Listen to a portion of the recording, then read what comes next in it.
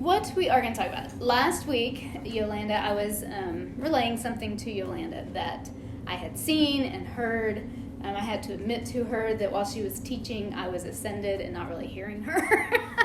And so she's like, well, I guess I have to be okay with that. Yeah. I'm like, well, you taught us how to do it. So anyway, I was telling her, the things I'd been seeing and that kind of thing. And she said, oh, good, you can say that Wednesday. And I'm like, okay, I will. I've learned. You just say, okay, I will. And so it's to me a fun testimony. It excites me because it's new, and new excites me. I think it's awesome to find the new things and experience those. So when I was asking the Lord, I'm like, okay, so what she asked me to speak about, I told her in 5 minutes. Should it be a little longer than that? Is there anything else you want me, or is everybody just great with getting out early? But he did expand it a little bit. He told me to kind of preface it and put something on the end. So that's what we're going to do. The thing that he wanted to start with, and I've heard him each time when Lori talks and Yolanda's talked, I hear it time and time again, he's bringing it all back to IR. Like, we need to get IR. We need to know what that is for us. And that's the piece you got to remember. You cannot get all of IR at one time. You can't get all of everything that it is. It's too big. That's why we get year after year after year after year to experience IR, so we can get the next piece and get the next piece and get the next piece. And we're all in a different part of our journey. So don't be looking for someone else's piece. See what he has for you. And so the thing that I read in A Time to Advance, I'm like, okay, so what part of IR? And he said the thing that stood out is it's the month to understand secrets. And that's kind of where he's been taking me personally, is a month to understand secrets. Now with that, there can be frustration because, one of the places to start is thinking about, this sounds awesome. I'm going to get to know secrets. Who do you tell secrets to? My best friend. Your best friend. The one you've spent time with. The one you have a relationship with. The one that you trust. Those are the ones you tell secrets to. And so what the Lord is telling us is he desires to share these secrets with us. But if we never come to him, and if we don't ever be with him, and if we don't ever sit and learn from him, it's very difficult for him to trust us with those things. And I don't think we know how to find those secrets, because it's not always that he just tells them to us. Sometimes I believe we have to find them. The seek and find a game. Okay? So there's that. You can see that in the month of IR. If you remember that this is the month where the Israelites have come out of Egypt and they're traveling on their way to Mount Sinai. Okay, that time and space in there is what we refer to around here as the covenant school time. Covenant school. They were learning who he was. They had spent over 400 years in Egypt. They knew the Egyptian gods better than they knew Yahweh. They were his by name. Do you ever remember a time in your life that you were a Christian by name rather than by relationship? So I go do the Sunday things, I do the Wednesday things, but I don't really spend time with them. I don't really activate that during the week. I'm just there. I've said yes to Christ, and then I go do my stuff, and then I come and I listen and I go. We were Christians by name. Check the box. Check the box, but not by relationship. That's where the Israelites were. They were Yahweh's by name. They carried the name of Israel. But he wanted so much more. He wanted to give them his secrets. But before Mount Sinai, where he could give them his secrets, they had to get to know him again. They had to enter into that relationship. And that's what that IR time was for them, was getting to know him again and being in relationship, walking through hard times with him. I mean, it wasn't all peaches and fuzzy and furry and warm for them during IR. It was a struggle. They hit a wall, found out who God was. Hit a wall, found out who God was. Hit a wall, found out, okay? So we get discouraged that that kind of life, could it be that kind of life is leading us to his secrets? That's a better view of that, rather than just hitting your head against a brick wall every other month. or sooner. And then also, for me, what's really been standing out in IR is this essence of positioning, of being positioned in the right place to get the secrets.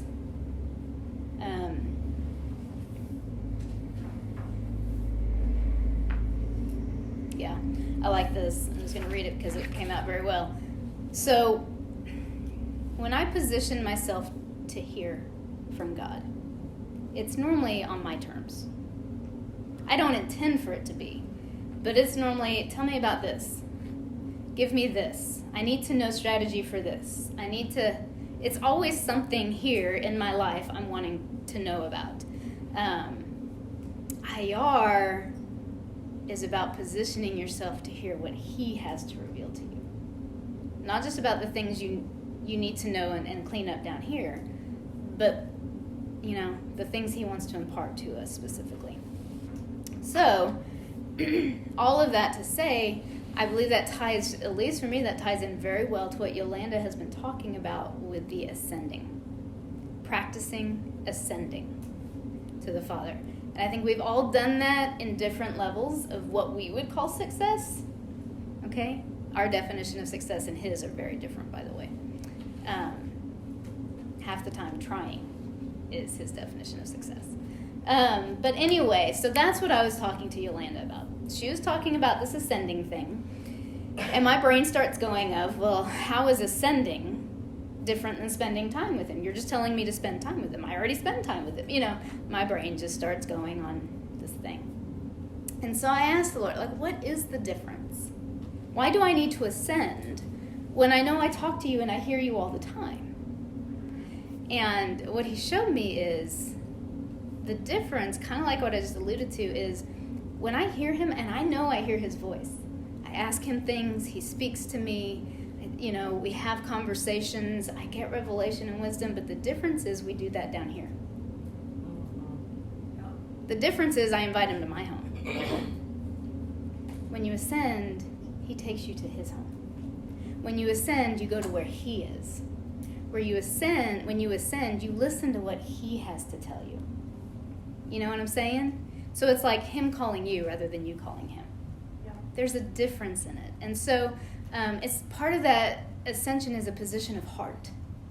When I'm doing the dishes and I'm asking him, how are we getting grocery money for next month? Or, what do I need to teach about? Or what? All the things I want to know, I'm calling him. But in the last month, when I've practiced ascending, it's been everything he wants to tell me. And it's the stuff that my heart craves. So I spend a lot of time talking with him, and I get cool stuff, but somehow it doesn't feel me quite the same as when I've been ascending with him, and he pours into me his stuff. It's so richer, it's so fuller. Honestly, it's been like anytime I have a chance, I want to pop back up there. And I have been. And that's I want to share the testimony of 3 of the major times that's happened within the last 3 weeks. Because it's just mind blown. It's enamored me. It's made me reconnect with Father like I haven't ever before, I think. I've had enough healing at this point that I knew that I had a relationship with Holy Spirit, could talk to him all day long, had a relationship with Jesus, I'd run to him, talk to him, be with him. But Father, I didn't really interact with as much. I didn't feel I had a need to, which is very reflective of my childhood. I can take care of myself. I don't need. So what I realized is I didn't know how to be a daughter. I understood now I'm a daughter. I didn't know how to be a daughter. And so this time with him has really, really helped to break through into new areas in that. So I'm going to share the first scenario of when I got to ascend. And it was very unexpected. And this is what I'm loving about this. Because I'm not the one bringing me there, it's just new. It's unexpected. It's like places I get to explore. And I think that's really cool. So the first time that was memorable that I want to share. The healing team had gathered, and we got to ascend individually and as a group. And that time, so I didn't even really think about it. I said the word Father, and I was there. And I just think it's because my heart was open. Okay, we've gathered to do this. There was purpose. We've gathered to do this. So Father, boom, there I was. He took me to this beautiful place. But it was, and I so tried to make a picture for you guys of this place. And what I realized is our imagination cannot compare to anything I can create. And so I was having trouble creating it, and I was getting so frustrated. I'm like, damn it, I want to. And Kevin's like, you're a words person. Describe it. Okay. So I go, and it's part of his throne room. Okay, so I want you to really see if you can imagine this. It's part of his throne room, as I see his throne room. So, there were a couple of marble steps with a platform, and then a couple of white marble columns, and then this black mist all around the room. Just this, it's like dark fog. It's got this ambiance of there's light, but it's not sunshine. And I think it's that Genesis 1 light. He said, let there be light, and there was light. It wasn't the sun. It was just light. And so there's this ambiance of just kind of, it's not bright, but it's not rainy day, dank. It's just such a peaceful place. And there's this black mist everywhere. And I'm just looking at this going like, why is there darkness in the throne room? Shouldn't it all be light? Revelations 4, rainbows and thrones and gold seas and all this kind of stuff. And so I want to just read to you a little bit of the conversation that we had. So I asked, why is it so dark? And Father responded, these are the things for you to know and discover. This is why the universe expands. Okay. Mind blown there for a moment. Edge of the universe is darkness, right? We know our universe by science is expanding. So every time he reveals a secret, the universe expands. Every time he reveals a secret, because more is coming into sight. So I thought, whoa, that's pretty cool. No science ever taught me that. So then I asked, so we are on the outer edges of your throne room? Of what can be seen of it, yes. I don't see the dark, Father said. I asked, can I step into the dark? Or do I have to wait for it to become light? Do I have to see first to enter? He said, try it. So I stepped into a place of the darkness, and it's like stepping into fog. You know how you step into fog, and it looks like you won't be able to see, but as soon as you step into it, you see that spot, but all around you is still fog, and then you take another step, and it's clear, but all around you is fog. That's what was happening. So I would step into the dark mist, and all of a sudden where I was clear. And I'd take another step, and where I was clear. It was just out there that couldn't be seen. So I kept taking more and more steps, because this was pretty cool, right, getting to do this. Then I think about it, and I look to try to find the Father, and I don't see him. So a little bit of panic, this is all brand new. But I sense he is there, and I find comfort in knowing I am still in the throne room of God. I have never realized or thought about the fact that his throne room is infinite. You ever thought about that? I always make his throne room a room I come into. And that's the room. It's got a throne, it's got the rainbow, it's got the 24 elders, it's a room. And here I was in this part of his throne room that I'm like, I never knew this was here. And he's like, yeah, I knew it was here the whole time. And then I realized I take another step, I'm still in his throne room. I take another step, I'm still in his throne room. His throne room is infinite. And then I begin to realize things like, oh, my home, where I'm physically standing is in his throne room. Like it's all in his throne room. The word says the earth is his footstool. Where is a footstool? In his throne room, the entire world. There is no place that is not in his throne room. It's just covered with dark. And the enemy is there illegally because he was thrown out of the throne room. You see what I'm saying? It's just this made things a whole lot bigger for me. And I realized I had been putting boundaries on God that never existed. So at that point, I'm still kind of like, where is he? Where are you? And I hear him calling to me, so I follow his voice to find my way back to him. And he asked me, what did you find? I said, sight. Wherever I stepped, I had sight. He said, did you look to see what was around you? I said, no. I was too busy watching the darkness recede. I thought that part was cool, that I could keep doing this and keep doing this. I didn't think to look at what was actually there. And this is what the Father said. Anytime the darkness recedes, there will be something there I need you to see. The spectacular is not in the act of the darkness receding. It's in what I want you to see. It's in what I have to show you. The miracles, that was the darkness receding. But what did I have to show you through that miracle? We are so enamored with the miracle. We are so enamored with wanting to see him work that we don't even stop to evaluate why. What do you want me to see here? If you think about when Jesus did miracles and he healed, that was the start of it. And then he normally gave an instruction to that person. Go and sin no more. Or don't speak about this. But there was more. There was a way to live after that. And so, for me, I recognized I was more enamored by what I considered the miraculous, the spectacular. Oh, cool, this fog recedes, that I totally missed what was there for me. And so I just found that very interesting.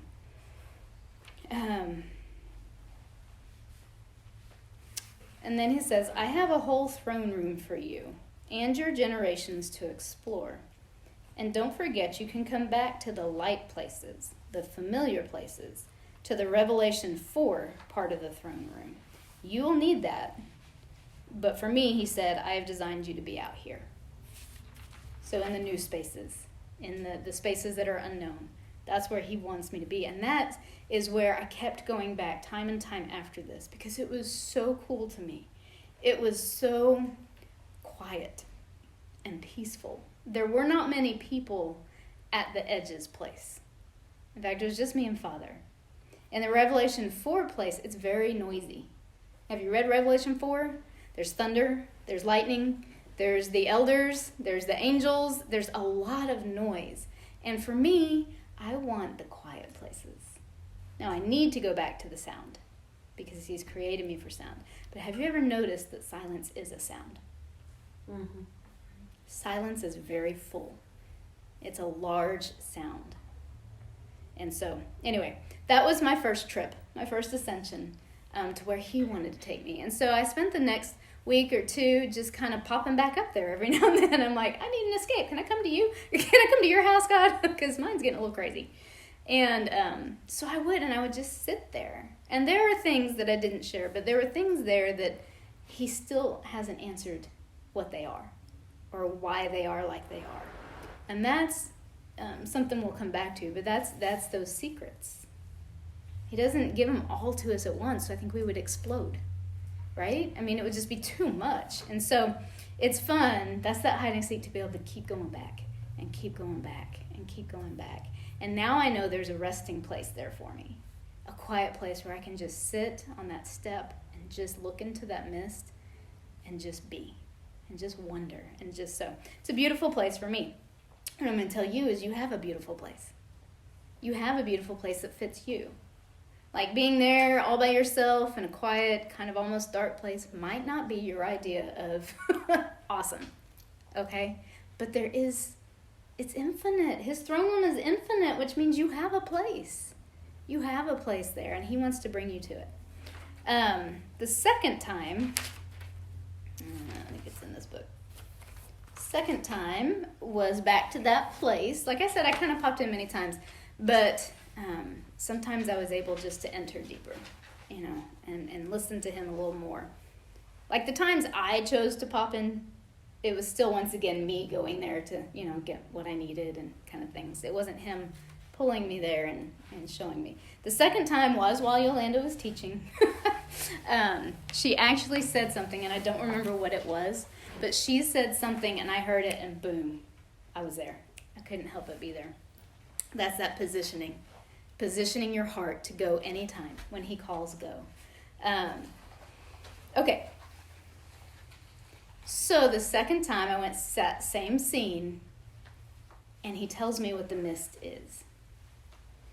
And I'm like, okay. So the mist is quantum. So he took me to the edge of quantum. And he was showing me, because what happened is, when I stepped in, this mist could have been anything. Anything. And as soon as I stepped in, I saw. And it came into being. And as soon as I stepped in, I saw, and it came into being. That is quantum. And I'm like, whoa, this is like a real picture of the woo-woo quantum. I can see how it works now. And so I was just elated, because that's just, nerdy me. I'm like, whoa, this is cool. And then I realized, I see the mist, and when I step into it, I see that it recedes. But he had told me before about, did you see what was there? And so I kind of tested that out. I stepped into the mist. Could I see what was there? And I couldn't. I couldn't see what was there. And so I started asking myself, well, why is that? He told me there was something there. Why can't? And then I realized I wasn't truly looking. You ever kind of look, but you don't really want to look? Like you're just like, yeah, okay. You're kind of like up above her. It's like when the first time you teach or something and you're looking over everybody's head. Because you want them to think you're looking, but you don't really want to see them. Because you just can't. It was kind of the same thing. I was looking, but I wasn't really looking. And so I realized I'm scared to look. And so I asked, Father asked me, why are you scared? And I said, because I'm afraid I won't see. Like, it was better for me to not look and say I couldn't see than to look and not see.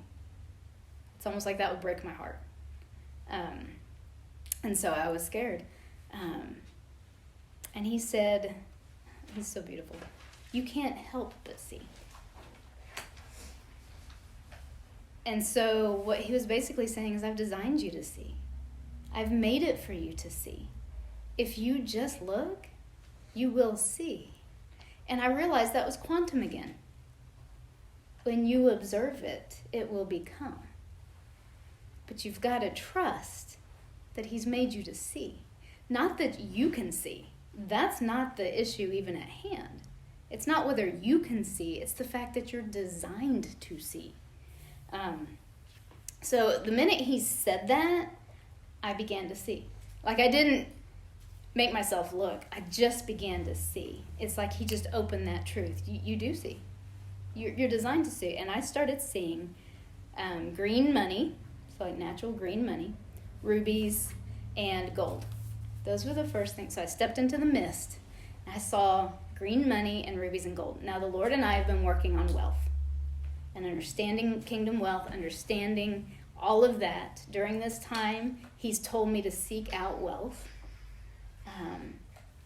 Before, that would argue in my head about seek wealth or seek the kingdom. He said, no, wealth is in my kingdom. So as long as you seek what I tell you to seek, you're seeking the kingdom. And so that's where I've been with him. And so I began to see these things, and I thought, well, that's very interesting. Those first three things, natural money, rubies is my birthstone, my inheritance, and gold is the wealth of the kingdom. But can I tell you something? These are just freebies, but still, gold, he showed me, gold is like the starting place. It's what I build my streets with.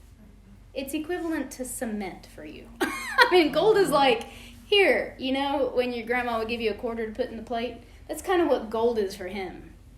And again, it's like chasing after the mist, not what he has for me to see. I'm chasing after the gold, not the grand, everything else he has for me. So it was very, again, specific to me what he showed me. And then I couldn't help but see more. Like, it just all started appearing. Next were diamonds, brown bags of money, emeralds, sapphires, topaz, and then I started seeing gold coins, and I realized what he was showing me was our natural version of a dragon's treasure. You know, in the storybooks, Lord of the Rings, especially or The Hobbit, it's the dragon's treasure. And it's all piled up and everywhere, and, you know, you're walking on it. That's what I was seeing. And then I went, whoa, is the dragon still here? Because, and that's what I asked, is the dragon still here guarding this? And Father said, no, I took care of the dragon. And I said, so this is mine for the taking? And he said, yes, dear one. I asked, will you tell me what to do with it? He says, if you ask me, I will. And then I saw myself standing on the top of the treasure, positioned with wealth. And then I asked him, what do I do next, Father? And I didn't get an answer. The trip was over. And so I still don't have an answer to that question, which is okay. That means I get to go back and ask again and explore it with him. And what he told me, what I saw, it's my storehouse in heaven. That's what I was able to see. My entire life is in his throne room, so that makes sense that my stuff would be in his throne room. So I need to grab what I need and walk it into my life. That process right there, I don't have down. That's the part I don't know. I need to spend more time with him. But it was just so beautiful. You know, it's like when you get to ascend with Father, he speaks your language. He speaks to you in the things that make sense to you. And everybody else will be like, that's really cool. But if you try to go to my place, it's not going to make sense to you. Because you've got a beautiful, beautiful place that he wants to take you. So, wait a minute. Then let me tell you about the third time. Because this was interesting. So, this was just a couple, when was it, yesterday? Might have been yesterday. I don't know. Timey-wimey. Kind of lose time, track of time. Either yesterday or the day before. I had a little time. I was able to ascend again. So I ascended to be with Father this morning. I tried really hard to be back in that mist place. And evidently it's not where he wanted me to be. I was trying to control it. I was like, okay, let's go back there and find more stuff.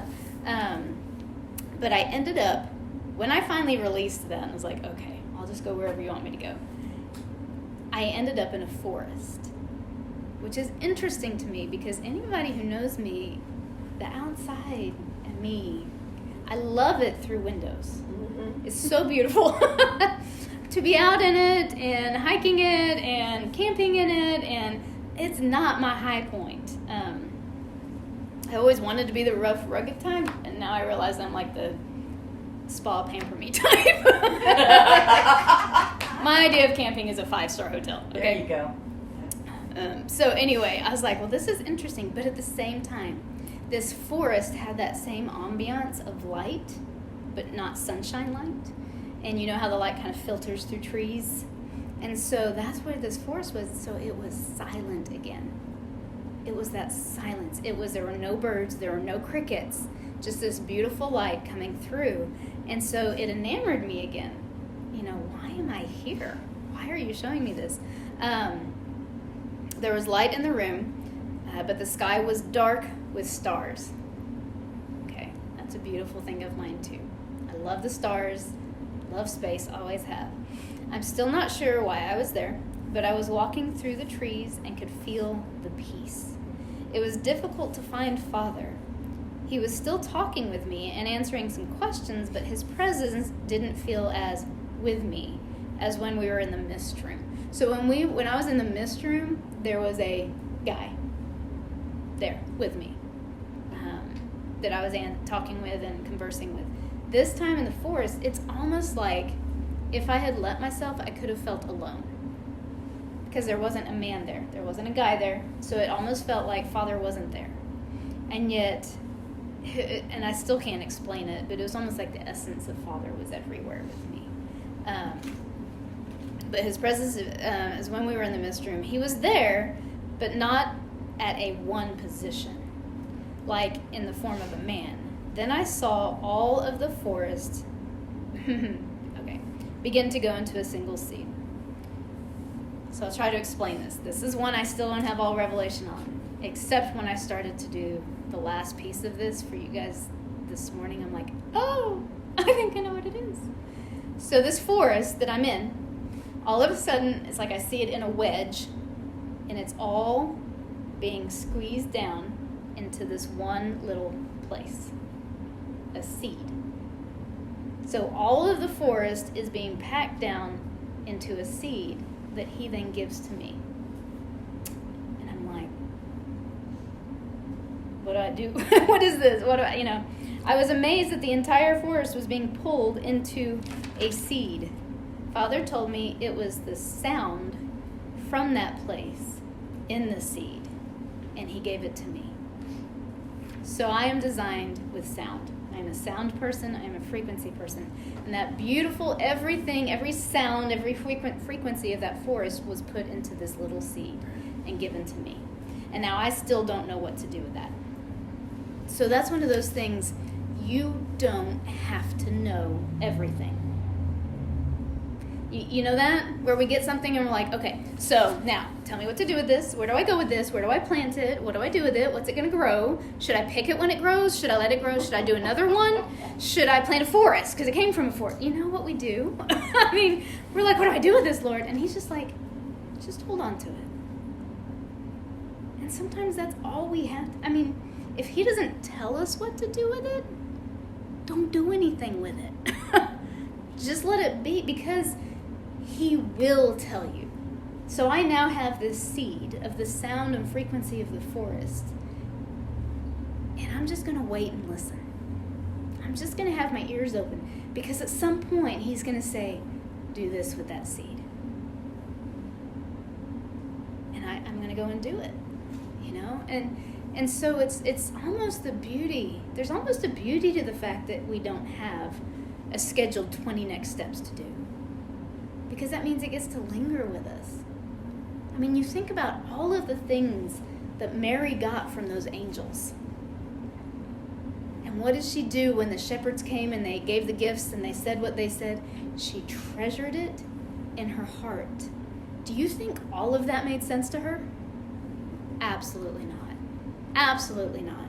And so all that she knew to do was say, thank you, Lord, and treasure it and ponder it in her heart for the time that she would understand or the time that she would know. And so it's a beautiful thing.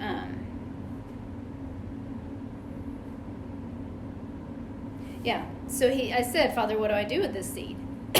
He said, you plant it. I said, where? He said, you will know. If I went and planted that thing right now, it would probably not be in the right place or the right timing. Okay? So we've got to be careful with that, because if we do run ahead, then it kind of throws everything off. I asked him, will you show me? He said, yes. What happens if I plant it in the wrong place? We always want to know that. What if I do it wrong, Lord? Yeah. What if I do it wrong? I'm going to screw the whole universe up. He always reminds me, you're not that big. Okay? You can't screw up the universe. I created it, okay? So I asked him, what happens if I plant it in the wrong place? He says it simply won't grow. Like, nothing devastating will happen. It just won't produce what it needs to. I asked, will the seed be gone then at that point? He said, no. You will always have the seed, because my gifts are eternal. They always will be. And I said, thank you for this gift. And then we went on to talk about some other things. But my encouragement to you is there's a place he wants to take you, that if you try to think it out, you're going to miss it. Because there are places that we don't even know exist. And the encouragement, as I said, is you don't have to understand. You don't have to know all the things. You just have to be willing to receive a gift. On our birthdays, we're not like, oh, thank you. Is that a blender? Okay, do you want me to make breakfast with a blender, or do you want me to save it for ice cream? Or, do we do that on our birthdays? Do we get a gift and then see what the recipient really wants us to do with it and whether we need to do it now or we don't do that. We just say thank you. We can do the same to our Father. In fact, his gifts are way more trustworthy.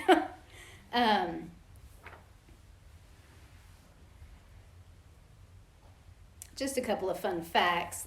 The verse, Luke 2:19, that says, "But Mary treasured up all these things and pondered them in her heart." The word treasure means to keep, to observe, and to preserve. So as I treasure that seed of the sound and the frequency of the forest, I keep it. I guard it.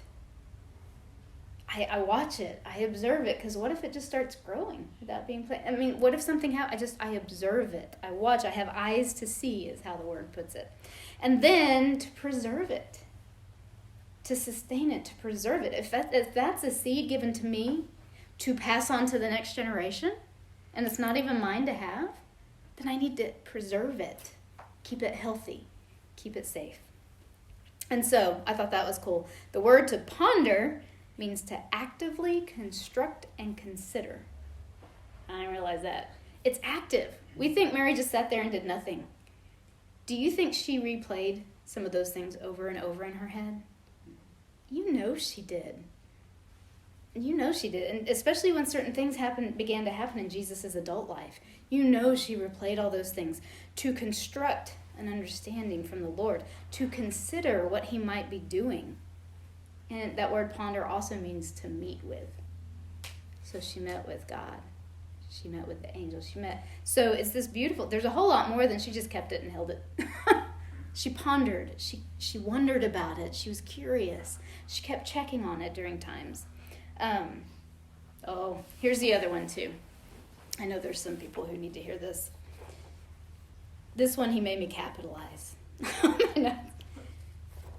You do hear. You do hear. And you do see.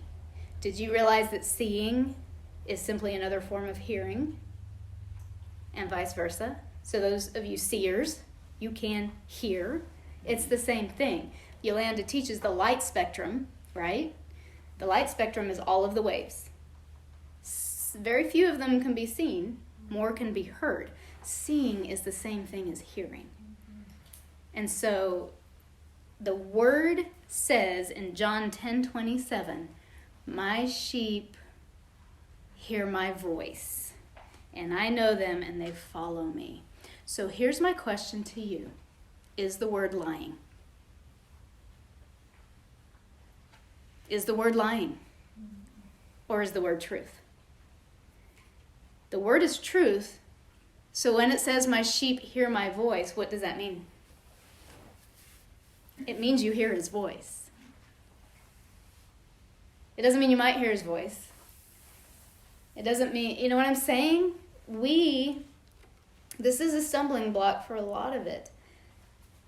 If you know you're his sheep, you are saved, he is in your heart, then what you need to say is, "I hear.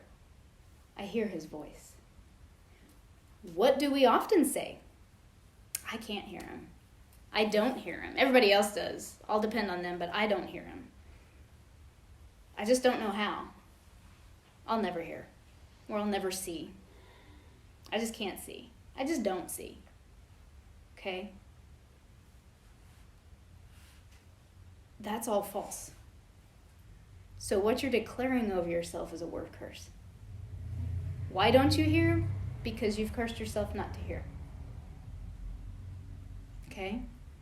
My worship team has kind of seen this in me, because I have always said, I don't sing harmony. I can't sing harmony. I can't hear harmony. And then I realized, or the Lord revealed it to me, I can't because I keep professing that I can't. I mean, it was as simple as that. And when I just decided, I did the work to, break off the word curses, forgive and repent, or ask the Lord for forgiveness and repent for saying those things over myself. And then deciding to stand on the truth of, no, I can hear. And if I don't naturally hear, I can learn to hear. And I've been singing harmony since I've said that and done that. In the last 3 weeks, 4 weeks, I mean, literally, that was the only thing blocking me, was me saying I can't do it. Because here's what I want you to understand. If you take the word as truth, he is talking to you. He has already spoken.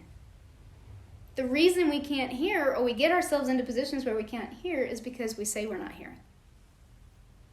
Or we're impatient. Impatience, well, he's really been showing me that. Did you realize all of eternity is within us? We're in God, and he's in us. He is eternal, so eternity is within us. So if I have to wait 2 weeks to hear a response from the God, now I'm a math person, right? So how I saw it was fraction, on the bottom was infinity, and on the top was 2 weeks. Do you know how small of a time that is to wait 2 weeks out of infinity? Not even. And I get foot-stomping, temper tantrum mad if I don't hear by the end of the day. Like, I need to know. I need to know. You're not telling me, so you don't love me. Anybody been there? Oh, it's because the enemy through our culture and our society is now. Do it now, and if you don't do it now, you don't love me. We see it in ourselves. We see it in our kids. They don't understand. If I am so wanting to get you that thing you want, but you're going to have to wait 4 weeks because I got to do some saving up, well, you don't love me. No, I just can't at the moment. You know what I'm saying? But we have so been trained. I mean, we've been talking a little bit about the fact that what if the things that the Lord is leading us to pray for will come to fruition in our next generation? Are we okay with that? Abraham prayed into a thing that wasn't seen for 3 to 4 generations. But he already believed it, and he already knew it was real. Are we okay with that? Or are we so, I'm not even going to say self-absorbed, but so lacking love that if we don't get it, we believe that we're not loved. But maybe, he brought me to Hezekiah. Hezekiah chose 15 years more of life at the cost of his son. And bad things happening to his son. Whereas he could have just gone home and his son would have had the full life that he was supposed to. You know? What would we pick? We know what we would want to pick. What would we really pick? I mean, we've just, as not individuals, but as a society, we've gotten to that point. Okay, they can handle it. Just give me 15 more years. I don't want to be there. I want to understand that eternity thing. If he's having me pray my heart and soul into something that will never happen in my lifetime, or maybe not for 5, 10 years, I want to be okay with that, as long as it's his timing. I love this. Don't ask God to speak to you. He already is. Ask him, this is important, ask him instead to help you recognize when he speaks. We're asking the wrong question. Speak to me, Lord. Speak to me, Lord. He is. He's like, I am. I already did. It's kind of like with Daniel. You don't see Daniel throwing a temper tantrum. He prayed to God and didn't get an answer for 3 weeks, 21 days. You never hear of him whining, complaining, you don't love me. And that angel said, as soon as you prayed, I was released. But I had to fight to get here. So, ask him to recognize when he speaks, that you would see when he speaks. Reminds me of Revelation. The book of Revelation, it's not one you read to understand. It's one that you read over and over and over to know what's there, so that when you see it, you'll recognize it. Okay? All right. This is the fun thing I want to talk about. I love imagination. He wanted me to talk about imagination, because some of us need to re-engage our imaginations. Being able to see and hear, ascend, I think especially this whole ascension thing, imagination is a very helpful tool. Very, very helpful. When I went to that throne room place, I could imagine it. And that's not imagining as, I'm going to make something up. It's not make-believe. Make-believe is different than imagination. The enemy can work in make-believe. Imagination is from the Lord. And so when you get lifted into those places, allowing yourself to see and pretend and play and go further into it, it's imagination. There is a biblical basis for imagination. 1 Chronicles 28:9. Well, first of all, I can quote, I don't remember what it is, but the one at Babel that says, anything they can think or imagine, they can do. Okay, so it's a very real thing. If God's saying it, it's a very real thing. But 1 Chronicles 28:9 includes the word imaginations. It says, and thou, Solomon, obviously King James, my son, know thou the God of thy father, and serve him with a perfect heart and with a willing mind. For the Lord searcheth all hearts, and understandeth all the imaginations of the thoughts. If thou seek him, he will be found. That's that hide and seek again. It's very scriptural. But if you forsake him, he will cast thee off forever. Okay, with grace, we don't have the casting off. All right, but this was Old Testament. And so, let me just read that to you in NIV. NIV doesn't use the word imaginations, but it begins to frame what this really is. And you, my son Solomon, acknowledge the God of your father and serve him with wholehearted devotion and with a willing mind. For the Lord searches every heart and understands every desire and every thought. If you seek him, he will be found by you. That word, imagination, in King James is yetzer. Yetzer. Y-E-S-E-R. It means to form, to frame, to imagine, mind, and work. Do you hear this tying back to Mary?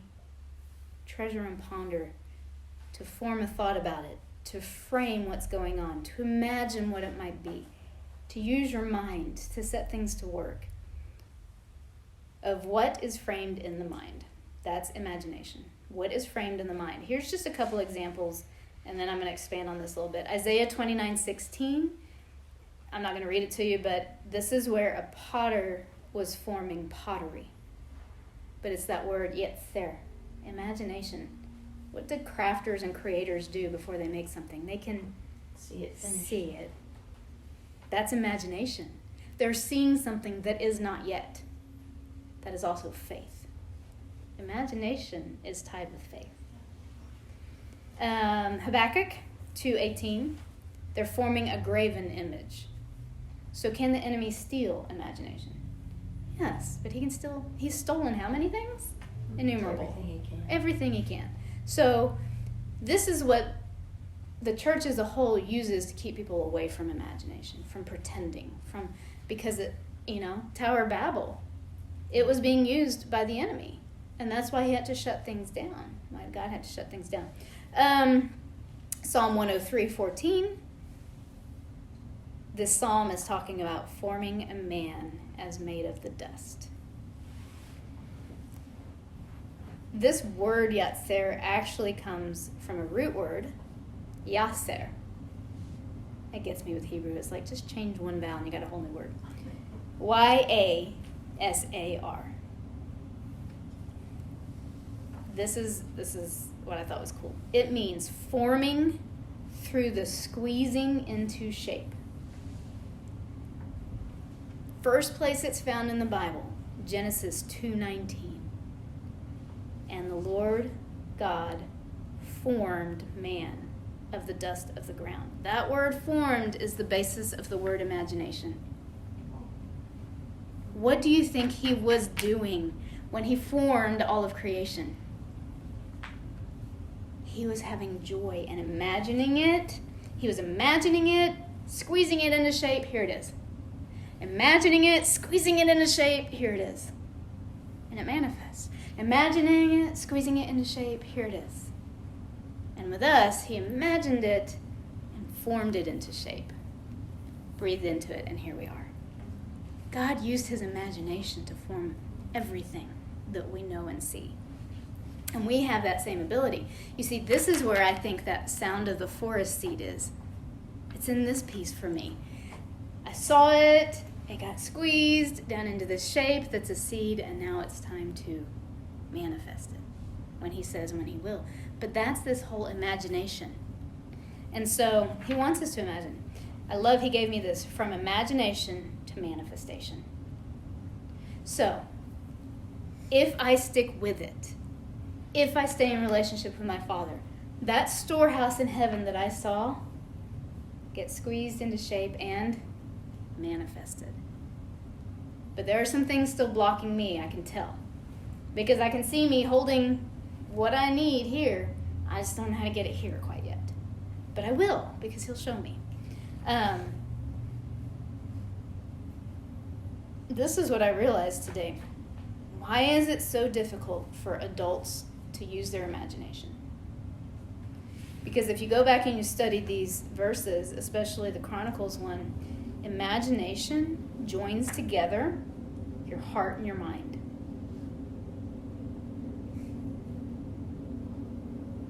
Don't we try to keep those separate? Have you ever gotten something here? You understand it, but it's not here yet? There's like this dividing line. If we keep it here, it's safe.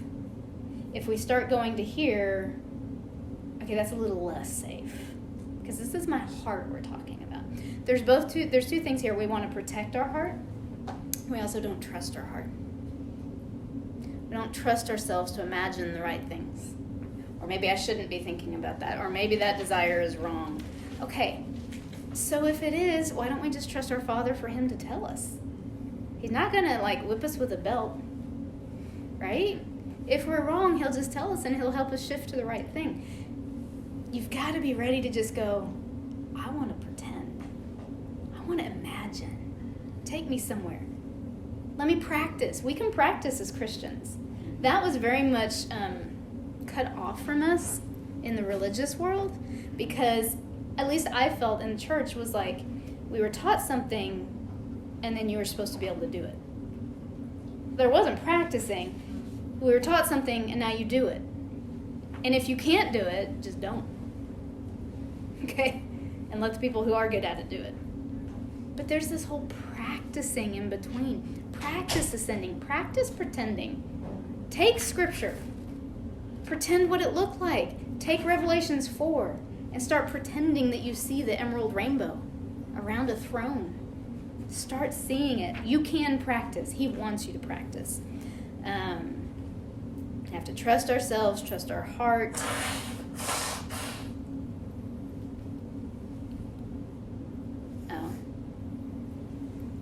And the last point is what we've already talked about. We get the idea that to play in the imagination is child's play. Except, y'all, who has more faith than we ever have? A child. Why is part of that? Because they can imagine it happening. What if part of it is we don't see the miracles because we can't imagine it happening? We're too busy still wondering if it will happen. But what if we pretend? What if we pray for someone's knee and we pretend that it gets fixed? We pretend that they walk out without hobbling. That imagination, that pretending, that just belief that it's going to happen, that's where we can live. That's quantum. That's faith. That's seeing it and bringing it down. Of course the enemy wants to make that child's play so that we'll stay away from it. It's not part of it. Faith, hope, and love. That's it. Faith, hope, and love. Yes. Yes. Faith, hope, and love. Yes. But I think part of that faith is seeing it. Is seeing it so that it becomes. And so there you go. That's what I've got. It's just this beautiful chance to practice. And Yelena wanted me to share testimony. There you go. Hope it didn't bore you. But at the same time, I think my heart's desire is that we just get moving. We just try it. If we sit there and continually tell ourselves we can't do it, we won't do it. I've got to be willing to learn, and I've got to be teachable. And that means I don't know everything. It's what I'm working on with my daughter. She gets upset. I'm her teacher. She gets upset anytime I try to teach her something. Or correct, or just say, hey, here's a better way to do it. And she don't want to hear it. She is a little like I'm wrong. But I have learned to learn.